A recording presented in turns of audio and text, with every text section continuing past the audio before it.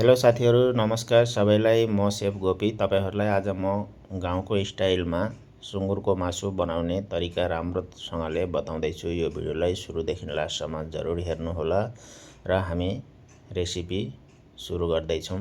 र सुँगुरको मासुलाई चाहिँ यो तरिकाले ल्याएर राम्ररी धोरा जालीमा फिल्टर गर्नुहोस् र मैले यहाँ दुईटा प्याज लिएको छु। प्याजलाई नै हामीले फाइन चप गर्नुपर्ने हुन्छ र प्याजलाई यो तरिकाले हामीले फाइन चप गर्ने हो र यसमा हामीले दुईटा हरियो खोर्सानी पनि लगाउने हो र दुईटा हरियो खोर्सानीलाई हामीले स्लाइसमा काट्नु पर्ने हुन्छ र हामीले कराई लिने हो। कराईमा चाहिँ हामीले 2 देखि 3 स्पुनसम्म तेल लगाउनुहोस् र साथमा यसलाई मेथी लगाउनुहोस्।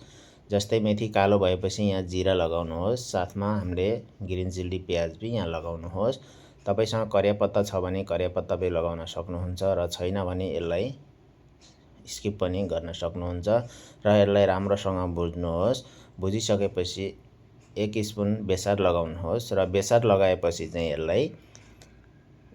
यसलाई अर्कोपल्ट भुट्नुहोस् र यसमा सुँगुरको मासु लगाउनुहोस्। सुँगुरको मासु हालिसकेपछि यहाँ राम्रोसँगले मिलाउनुहोस्। मैले दुब्लो खालको ल्याएको छु, तपाईलाई जस्तो खान मन लाग्छ त्यस्तो लिन सक्नुहुन्छ र यसलाई चाहिँ यहाँ राम्रोसँगले मिलाउनुहोस् र यसमा स्वादअनुसार नमक लगाउनुहोस्। नमक मात्र लगाउनुहोस्, मसलाको बारेमा अहिले म बताउँदै छु र यसलाई राम्रोसँगले मिलाउनुहोस्। मिलाइसकेपछि यसलाई त्यतिकै छोड्दिनुहोस् ढक्कन नलगाई, जबतक हामीले यहाँ टमाटर काट्नै छौं। मैले 2 पिस टमाटर लिएको छु र टमाटरलाई पनि यही तरिकाले बारीक तरिकाले काट्नुहोस्। टमाटरलाई यो तरिकाले र टमाटरलाई यसको माथि लगाइदिनुहोस् र यसमा ढक्कन लगाइदिनुहोस्।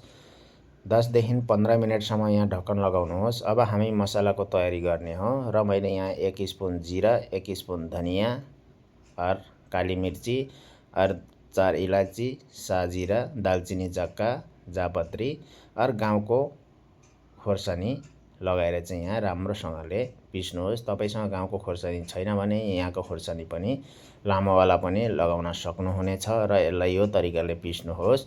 यसलाई यसो तरिकाले पिसिसकेपछि दुईटा हरियो खोर्सानी र लसुन हाल्नुहोस्। यहाँ एउटा अदुवा पनि लगाउनुहोस् र यसलाई पनि यही राम्रोसँगले पिस्नुहोस्। यो मसलामा गाउँको सब्जी एकदमै स्वादिलो मिठो बन्छ र खानामा पनि त्यस्तै स्वादिलो हुनेछ र यो तरिकाले मसला कुटिसकेपछि हेर्नुस् यस्तो तरिकाले मसला हामीले पिस्नु पर्ने हुन्छ र अब यसलाई ढक्कन निकाल्दिनुहोस् जबतक यो टमाटर पनि गलिसक्यो। यसलाई टमाटरलाई सबभन्दा पहिले राम्रोसँगले मिचेर यसलाई चाहिँ चलाइदिनुहोस् र टमाटर पूरा तरिकाले यहाँ पर मिलाउनुहोस् र हामीले माथिबाट मसला लगाइदिनुहोस्। मसला लगाएपछि हामीले यसलाई राम्रोसँगले मिलाउनु पर्ने हुन्छ र यो मिलाइदिसकेपछि यसलाई राम्रोसँगले मसला सबैतिर मिलिसकेपछि यसलाई चाहिँ 10 मिनेटसम्म ढक्कन लगाइदिनुहोस् र यो मसला सबै मिलेर राम्रोसँगले कुक हुनेछ र यो तरिकाले पानी पनि नआइकन राम्रोसँग पानी सुकाएर राम्रोसँगले यहाँ फ्राई गर्नुहोस् र तपाईले यहाँ पर पानी लगाउनुहोस् र यो तरिकाले हामीले सुँगुरको मासु बनायो भने गाउँको स्टाइलमा धेरै राम्रो बन्नेछ र यो तरिकाले हामीले सुँगुरको मासु बनाएर एकपल्ट ट्राई गर्नुहोस्, कति राम्रो र टेस्टी बन्नेछ। र यो भिडियोलाई तपाईले कहाँदेखि हेर्दै हुनुहुन्छ राम्रो लाग्यो भने कमेन्टमा जरुर बताउनु होला हाम्रो सुँगुरको मासु कसरी बन्यो त।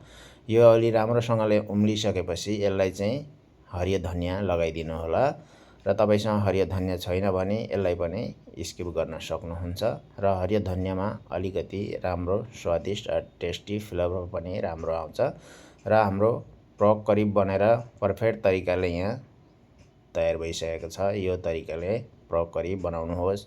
मैले दुब्लो खालको पर्क लिएको थिएँ र यसलाई चाहिँ यो तरिकाले बनाउनुहोस्, एकदम स्वादिलो मिठो टेस्टी हुनेछ। अगर तपाईलाई राम्रो भिडियो पसन्द आयो भने हाम्रो च्यानललाई लाइक, शेयर, कमेन्ट जरुर गर्नुहोला।